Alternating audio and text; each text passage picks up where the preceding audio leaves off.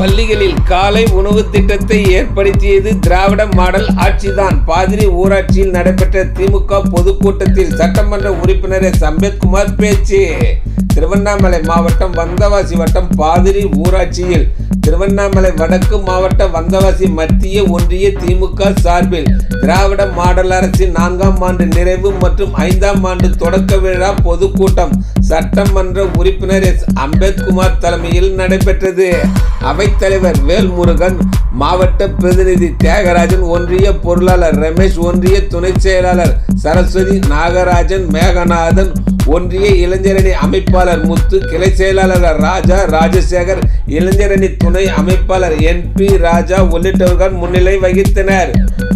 ஒன்றிய கழக செயலாளர் ஆரியாத்தூர் CR பெருமாள் அனைவரையும் வரவேற்று பேசினார். மாவட்ட மாணவரணி அமைப்பாளர் EST கார்த்திகேயன், வந்தவாசி நகர செயலாளர் தயாளன், வந்தவாசி நகராட்சி துணை சேர்மன் சீனிவாசன் ஆகியோர் திமுக அரசின் சாதனைகள் குறித்து பேசினர்.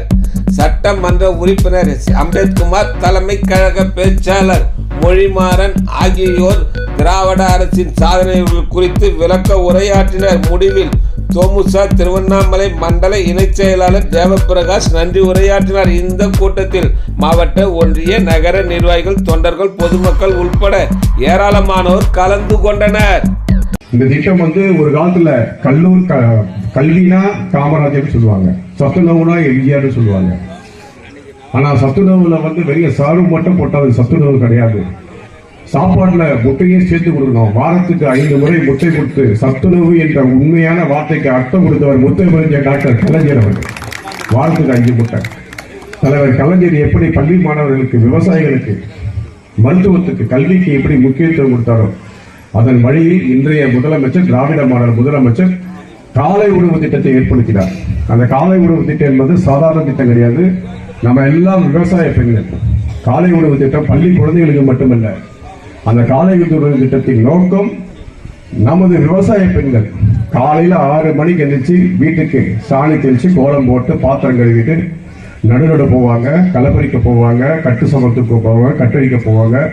இவ்வளவு விவசாய வேலை செஞ்சுட்டு அரை மணி நேரம் 1 மணி நேரம் கிடைக்கும். அவங்க குளிச்சுட்டு ரெடி ஆயிட்டு அதுக்கப்புறம் 100 நாள் வேலைக்கு போறோம். இதுக்கிடையில குழந்தைங்களுக்கு சரியான உணவு கொடுக்க முடியாம கூழோ கஞ்சோ இருக்கிட்ட கொடுத்துட்டு பசங்களை ஸ்கூலுக்கு வெட்டி விட்டு சரியான உணவு இல்லாம பசங்க பட்டினியில போயிட்டு படிக்க வேண்டிய சூழ்நிலை இருக்கு. அதனால உங்க குழந்தைகளுக்கு நான் இருக்கிறேன், நீங்க உங்க வேலையை பாருங்க, விவசாய வேலையை பாருங்க, உங்க குடும்பத்துக்கு தேவையான உதவிகளை நீங்க தேர்ந்தெடுங்க. உங்க குழந்தைகளுக்கு தாயாக நான் இருக்கிறேன், தந்தையாக நான் இருக்கிறேன். தரமான உணவை கொடுத்து தரமான கல்வியை கொடுக்கிற மாநிலம், ஒரே மாநிலம் தமிழ்நாடு தான். அதுதான் திராவிட மாடல் முதலமைச்சர்.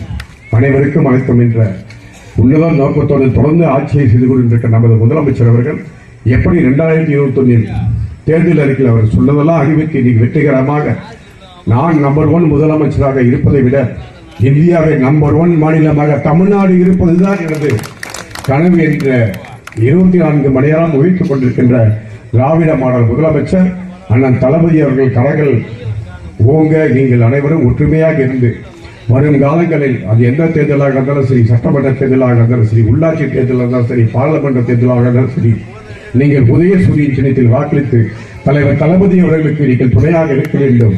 தமிழ்நாடு போராடும், தமிழ்நாடு வெல்லும் என்று கூறி நாளை நமதே, நாடும் நமதே என்று கூறி தளபதி அவர்களை கைகளை ஓங்க வலியுறுத்துவோம் என்று கூறி வாய்ப்புக்கு நன்றி கூறி விடைபெறுகிறேன். நன்றி, வணக்கம்.